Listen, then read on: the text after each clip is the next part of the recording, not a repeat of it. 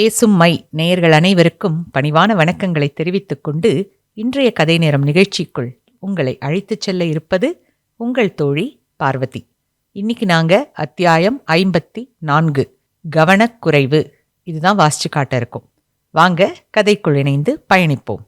தேவர்கள், அசுரர்கள் மற்றும் பிரயாகா மக்கள் என 3 பிரிவினர்களுக்குள் ஆடப்படும் இந்த பரமபத ஆட்டத்தின், அதாவது இந்த சூழ்ச்சி ஆட்டத்தின் இறுதிப் பகடையாக ஈசத்துவத்தை அடையச் சென்றுள்ளான் மதிநாகசுரன். தங்களின் இறுதி பகடையாக அந்த அசுரனை அதை எடுக்க விடாது செய்து கூட இருக்கும் சக அசுரர்களை ஒவ்வொருவராக அழிப்பதை மும்மரமாக செய்து வருகின்றனர் தேவர்கள். இதில் எதுவுமே தெரியாது புரியாது ஆட்டத்தை விறுவிறுப்பாக ஆடிக்கொண்டிருக்கும் 4 ஆட்ட நாயகர்கள். தேவர்களுடன் கைகோர்த்து பரந்தாமனை சிந்தையில் எண்ணிக்கொண்டு அவர்களால் ஆன எல்லாவற்றையும் செய்து கொண்டே ஆட்டத்தின் முடிவை அறிந்து கொள்ள ஆவலுடன் காத்திருக்கும் பிரயாகா மக்கள் தலைவர்கள் வீரசேகரன் மற்றும் மாயாபுரி ஊர்த்தலைவர். இந்த பரமபத ஆட்டத்தில் இத்தனை நாட்களாக பூர்வ ஜென்ம புண்ணிய பலன்களினால் ஏணிகளின் மீதேறி பவனி வந்த அசுரர்களை இப்போது பாம்புகளான பல தடைகள் ஒன்றன் பின் ஒன்றாக வந்து கொண்டிருக்கின்றன.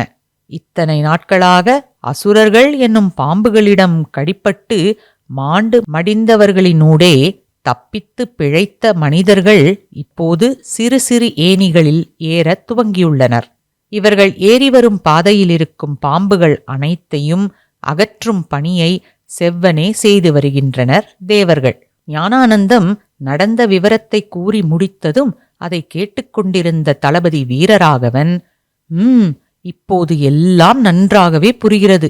நன்றி ஞானானந்தம். தளபதியாரே, இதற்கு எதற்கு நன்றி என்ற பெரிய பெரிய வார்த்தையெல்லாம் இருக்கட்டும் ஞானானந்தம். உங்களால் தானே இப்போது இது யார் என்று அடையாளம் தெரிந்து கொள்ள முடிகிறது. அப்படி பார்த்தால் இதற்கு நீங்கள் இந்த நவ்யாகம்ஷியின் எலும்புக்கூடுக்குதான் நன்றி சொல்ல வேண்டும். ஏனெனில் அவள் என் மனைவியின் தாலியை பறிக்காதிருந்திருந்தால் இப்போது என்னால் அடையாளம் சொல்லியிருக்க முடியாதல்லவா? ஹஹஹஹா. எதற்காக சிரித்தீர்கள் கேசவன்? நான் சிரிக்கும்படி என்ன சொல்லிவிட்டேன்? இல்லை, நீங்கள் சொல்வதை வைத்து பார்த்தால் நாம் அனைவரும் அந்த அசுர இனத்தினருக்கே நன்றி சொல்ல வேண்டும். ஏனெனில் அவர்கள்தானே உங்களை சிறைப்பிடித்துச் சென்றனர். இல்லை இல்லை, அவர்கள் அனைவருமாக அதை செய்யவில்லை. அதை செய்தது இதோ இங்கே வெறும் கூடாக இருக்கும் இந்த நவ்யாகம்ஷிதான். சரி சரி, நமக்குள் எதற்கு விவாதம்? எப்படியோ இது யார் என்ற விவரம் அறிந்து கொண்டோம். வாருங்கள், சென்று நம் தலைவரிடம் கூறுவோம். ஆகட்டும் தளபதியாரே. தலைமை மருத்துவரே, வாருங்கள், அரண்மனைக்குச் செல்லலாம். செல்லலாம், ஆனால் இந்த எலும்புக்கூட்டை என்ன செய்வது? அதை அங்கேயே விட்டுவிடுவோம். அது எதுக்கு நமக்கு? வாருங்கள். இல்லை, என்னவாயிற்று மருத்துவரே? ஏன் எங்களுடன் வர தயங்குகிறீர்கள்? தயக்கம்தான் வீரராகவா, தயக்கமேதான். அதுதான் ஏன் என்று கேட்கிறேன். சொன்னால் அதற்கும் ஏதாவது வழி இருக்கிறதா என்பதை ஆராயலாம் அல்லவா? இவளின் இந்த மண்டை ஓட்டிலிருக்கும் இந்த திரவம் காய்ந்து போகாதிருக்கிறது. வந்து பாருங்கள். அது எப்படி உடல் முழுவதும் எரிந்து போன பிறகும் மண்டை ஓட்டிலிருக்கும் இது காயாது இருக்கிறது? எங்கே நகருங்கள் பார்ப்போம். அட ஆமாம், இது எப்படி சாத்தியம் மருத்துவரே? அதை பற்றிய யோசனைதான் எனக்கு. அதுவும் இல்லாமல் இந்த பச்சை திரவம் போன்ற இது என்ன செய்யும் என்பதும் நமக்கு தெரியாது. ஆகையால்தான் இதை இங்கேயே விட்டுவிட்டு ஊருக்குள் வர தயங்குகிறேன் வீரராகவா. புரிகிறது மருத்துவரே. தொடாதே வீரராகவா. அதை உன் கரத்தால் தொட்டு பார்க்காதே. அது என்ன செய்யுமோ என்னவோ. நான் அதை பரிசோதித்து பார்க்கும் வரை எவரும் அந்த திரவத்தை தொடாதிருங்கள். சரி மருத்துவரே, நீங்கள் சந்தேகிப்பதும் சரிதான். நீங்கள் இங்கேயே இதை என்ன செய்ய வேண்டுமோ அதை செய்து கொண்டிருங்கள். நம் 2 காவலர்களான சுப்புவும் ரங்கனும் இங்கேயே உங்களுடன் இருந்து உங்களுக்கு என்ன உதவி வேண்டுமானாலும் செய்து தருவார்கள். நாங்கள் அனைவரும் ஊருக்குள் சென்று தலைவர்களிடம் இங்கு நடந்தவைகளை கூறுகிறோம். நீர்த்துளிப்பதற்கு அதிபர்களே, வாருங்கள், நாம் செல்லலாம். தளபதியாரே, நாங்களும் மருத்துவருடன் இங்கேயே இருக்கலாமா? இல்லை கேசவன், அது பற்றி நம் தலைவர்தான் முடிவு செய்ய வேண்டும். நீங்கள் நால்வரும் என்னுடன் வந்து தலைவரிடம் அனுமதி பெற்ற பின் வந்து கொள்ளுங்களேன். ஆகட்டும் தளபதியாரே, அப்படியே செய்கிறோம் என்று தலைமை மருத்துவர் காவலர்கள் சுப்பு மற்றும் ரங்கன் ஆகியோரை அங்கேயே விட்டுவிட்டு மற்றவர்கள் ஊருக்குள் சென்றனர். அங்கே வீரசேகரனையும் மாயாபுரி ஊர் தலைவரையும் கண்டு நடந்த அனைத்தையும் விவரித்தனர். அதை கேட்டதும் வீரசேகரன் கேசவனை பார்த்து, கேசவன், உங்களுக்கு உங்கள் பதக்கம் ஏதும் இது சம்பந்தமாக ஏதேனும் உணர்த்தியதா? கேசவன் உடனே முழுமதியாளை பார்த்து, மதி, இதற்கு நீதான் பதிலளிக்க வேண்டும். தலைவர் வீரசேகரன் கேட்பதற்கு பதில் சொல். ஓ ஓ, மன்னித்து விடுங்கள் அண்ணா. நான் காலையில் குளிப்பதற்காக என் கழுத்திலிருந்த பதக்கச்சங்கிலியை கழற்றி வைத்தேன். அதன் பின் அரண்மனையிலிருந்து அழைப்பு வந்ததும் தங்களுடன் இங்கு வந்துவிட்டேன். அந்த சங்கிலியை மாட்டிக்கொள்ள மறந்தும் விட்டேன். என்னம்மா இப்படி செய்து விட்டாயே? அதை எதற்கு கழற்றினாய்? என்ன கேசவன், நான் உங்களிடம் கேட்டால் நீங்கள் இருவரும் உங்களுக்குள்ளேயே ஏதோ பேசிக்கொள்கிறீர்களே. என்னவாயிற்று என்பதை அனைவருக்கும் கேட்கும்படி சொன்னால் நன்றாக இருக்கும். அது ஒன்றுமில்லை தலைவரே. ஒன்றுமில்லை என்றால் நான் கேட்ட கேள்விக்கு பதிலளிக்காமல் முழுமதியுடன் என்ன பேசிக் கொண்டிருந்தீர்கள்? தலைவரே, நானே கூறுகிறேன். யாரேனும் ஒருவர் கூறினால்தானே எங்களுக்கெல்லாம் புரியும்.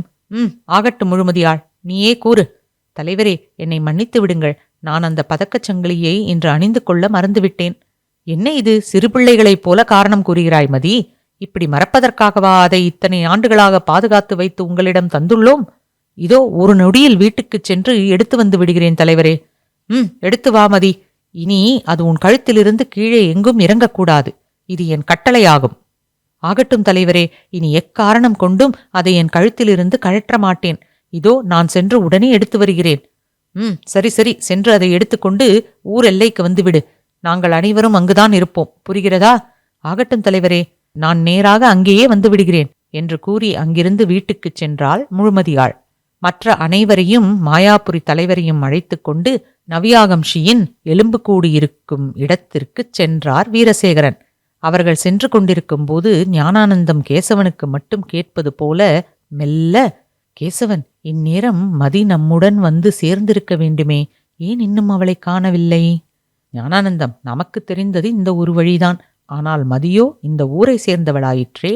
வேற ஏதாவது வழியில் வருகிறாளோ என்னவோ? அது நமக்கு எப்படி தெரியும்? நமக்கு முன் ஊர் எல்லைக்கு சென்று விட்டாளோ என்னவோ?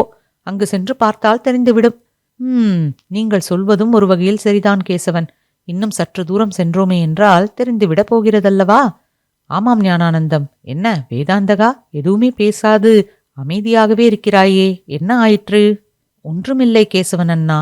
எனக்கென்னவோ இறந்து எரிந்து போன அந்த அசுரகுல பெண்ணால் இந்த பிரயாகாவுக்கு ஏதாவது தீங்கு நேர்ந்திடுமோ என்று பதற்றமாக இருக்கிறது.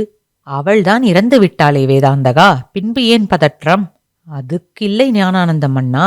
அவள் நாம் பார்ப்பதற்கு சற்று முன்னரே உடலெறிந்து இறந்திருக்கிறாள் என்று அந்த தலைமை மருத்துவர் கூறுகிறார். ஆமாம், அதற்கென்ன? அது எப்படி எரிபொருள் ஏதுமின்றி அவள் இறந்திருக்கக்கூடும்? அவளை எரித்தவர் யார்? அவளின் மண்டை ஓட்டிலிருந்து ஏன் ஒரு வகையான திரவம் கசிய வேண்டும்? இது வேண்டுமென்றே நம்மை அழிப்பதற்கு அந்த அசுரர்கள் நடத்தும் நாடகமா? இவையெல்லாம் சேர்ந்து என்னை மிகவும் குழப்புகிறது. சரி சரி, இதை பற்றி நாம் பிறகு நம் இருப்பிடம் சென்ற பின் பேசிக்கொள்ளலாம். இப்போது நாம் எல்லைக்கு வந்துவிட்டோம். வேதா, உன் முகத்தை சற்று தெளிவாக வைத்துக்கொள். உன் மனதின் குழப்பம் முகத்தில் அப்பட்டமாக தெரிகிறது. அப்படியா? சரி சரி. ஆனால் அங்கே என் மதியை காணவில்லையே. அவள் ஏன் இன்னும் எல்லைக்கு வந்து சேரவில்லை? என்னவாகியிருக்கும்? அதுதானே, அவள் இங்கே வந்து இருப்பாள் என்றல்லவா நான் நினைத்தேன். அதைதான் ஞானானந்தத்திடமும் சற்று முன் கூறினேன். அவள் ஏன் இன்னும் வரவில்லை? நம் தலைவர் நம்மை வரச் சொல்கிறார். வாருங்கள், வேகமாக சென்றிடுவோம் என்று மூவரும் வேகமாக தலைவர் அருகே சென்றதும் வீரசேகரன் மூவரையும் பார்த்து, என்ன, முழுமதியாளை இன்னும் காணவில்லை? உங்களுள் யாருக்காவது ஏதாவது தெரியுமா? இல்லை தலைவரே, எங்களுக்கும் ஒன்றும் தெரியாது. அதை பற்றிதான் நாங்கள் பேசிக்கொண்டிருந்தோம். சரி, நான் காவலரை அனுப்பி என்னவென்று பார்த்து வரச் சொல்கிறேன். இல்லை தலைவரே, நானே சென்று பார்த்து வருகிறேன். சரி வேதாந்தகன், நீங்களே சென்று பார்த்து அழைத்து வாருங்கள் என்று வீரசேகரன் கூறியதும் வேக வேகமாகச் சென்றான் வேதாந்தகன். முழுமதியாள் வீட்டில் அவள் கழற்றி வைத்த இடத்தில் அந்த நீர்த்துளி பதக்கம் இல்லாததால் பதற்றமாகி எல்லா இடங்களிலும் தேடிக்கொண்டிருந்தாள். அவளுடன் வீட்டு பணிப்பெண்கள், பணியாட்கள், அவள் அம்மா, தாத்தா, சீதை என அனைவரும் தேடிக்கொண்டிருந்தனர். வேதாந்தகன் சென்று பார்த்து, அனைவரும் இங்கே என்ன செய்து கொண்டிருக்கிறீர்கள்? மதி, அங்கே எல்லையில் அனைவரும் உனக்காக காத்து கொண்டிருக்கின்றனர். நீ என்னவென்றால் இங்கிருந்து இன்னும் கிளம்பவே இல்லை. வேதா, என்னை மன்னியுங்கள். நான் அந்த நீர்த்துளி பதக்கத்தை கழற்றி வைத்த இடத்தில் அது இப்போது இல்லை. அதைத்தான் நாங்கள் அனைவருமாக தேடிக்கொண்டிருக்கிறோம். என்ன கூறுகிறாய் மதி? எப்படி அது காணாமல் போகும்? சரி சரி, சீக்கிரமாக தேடி எடுப்போம் வா என்று அனைவரும் எல்லா இடங்களிலும் நன்றாக தேடினர். அப்போது வெளியே விளையாடச் சென்றிருந்த ஞானானந்தத்தின் 2 பிள்ளைகளும் வீடு திரும்பினர். அவர்கள் சீதையை அழைத்து கொண்டே வீட்டினுள் வந்தனர். அம்மா அம்மா, எங்களுக்கு பசிக்கிறது, சாப்பிடுவதற்கு ஏதாவது தாயேம்மா. கண்ணுகளா, அம்மாவும் மற்ற அனைவரும் ஒரு முக்கியமான பொருளை தேடிக்கொண்டிருக்கிறோம். நீங்களே அடுப்படிக்குள் சென்று ஏதாவது எடுத்து உண்ணுங்கள். போங்கள். சரி அம்மா, நான் முறுக்கு எடுத்துக்கொள்கிறேன். அம்மா, நான் அதிரசம் எடுத்துக்கொள்கிறேன் என்று துள்ளி குதித்துச் சென்ற பிள்ளைகளை தடுத்து நிறுத்தினான் வேதாந்தகன். அவர்களும் நின்று வேதாந்தகனை பார்த்து, என்ன மாமா, எதற்கு எங்களை நிறுத்தினீர்கள்? எங்களுக்கு பசிக்கிறது, நகருங்கள், நாங்கள் சென்று உண்பதற்கு ஏதாவது எடுத்து வருகிறோம். சரி சரி, போகலாம் போகலாம். அதற்கு முன் உன் கழுத்தில் எப்படி இந்த சங்கிலி வந்தது? யார் மாட்டிவிட்டா? ஓ, இதுவா? இது இன்னைக்கு காலையில மதியக்கா கழட்டி வச்சுட்டு குளிக்க போனாங்களா? அப்போ இது பளபளன்னு மின்னிச்சு. அதை பார்க்க அது பக்கத்துல போனோமா, அழகா இருந்ததால நான் தான் எடுத்து மாட்டிக்கிட்டு வெளியில விளையாட போயிட்டேன். என் தோழிகள் எல்லார்கிட்டையும் இதை காண்பித்தேனா, எல்லாருக்கும் இது ரொம்ப பிடிச்சு போச்சு மாமா. அப்படியா? அதை கழற்றி மாமா கிட்ட தந்துடுமா, என் செல்லமில்ல நீனு. எனக்கு ரொம்ப பிடிச்சிருக்கே மாமா. என்ன, நீங்க 2 பேரும் முறுக்கும் அதிரசமும் சாப்பிடாம என்ன பேசிக்கிட்டு இருக்கீங்க? என்ன ஆச்சு வேதா? அக்கா, உங்க குழந்தையின் கழுற்றை பாருங்கள். இது எப்படி உன் கழுற்றில்? வா இங்கே என்று கூறி சீதை அவள் அருகே வந்த குழந்தையின் கழுற்றிலிருந்த நீர்த்துளிப்பதக்கச் சங்கிலியை கழற்றி வேதாந்தகனிடம் கொடுத்து, எங்களை மன்னித்து விடுங்கள் தம்பி, ஏதோ அறியா பிள்ளைகள் தவறிழைத்து விட்டனர். அக்கா, அது எனக்கு தெரியாதா? பாவம் குழந்தைகள் என்ன செய்வார்கள்? சரி, நீங்கள் சென்று அவர்களுக்கு உண்ண ஏதாவது கொடுங்கள். இதில் அவர்கள் தவறு ஒன்றுமே இல்லை, எல்லாம் மதியின் தவறுதான்.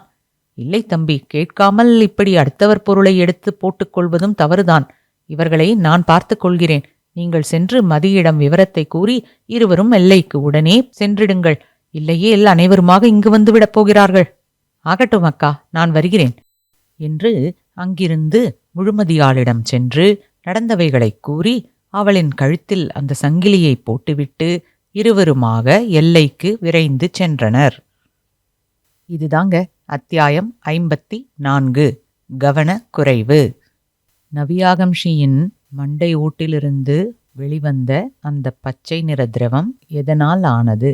அவ்வாறு ஏன் அந்த திரவம் இன்னும் காயாமல் இருக்கிறது என்பதையும், முழுமதியாளின் கவனக்குறைவால் என்ன நடக்க இருக்கிறது அல்லது என்ன நடந்துள்ளது, இனியும் தொடருமா, இல்லை இனி ஏதாவது நடக்க இருக்கிறதா என்பதை பற்றியெல்லாம் தெரிந்து கொள்ள காத்திருக்கவும் என்று பணிவன்புடன் உங்கள் அனைவரையும் கேட்டுக்கொண்டு இப்போது உங்களிடமிருந்து விடைபெறுவது உங்கள் தோழி பார்வதி.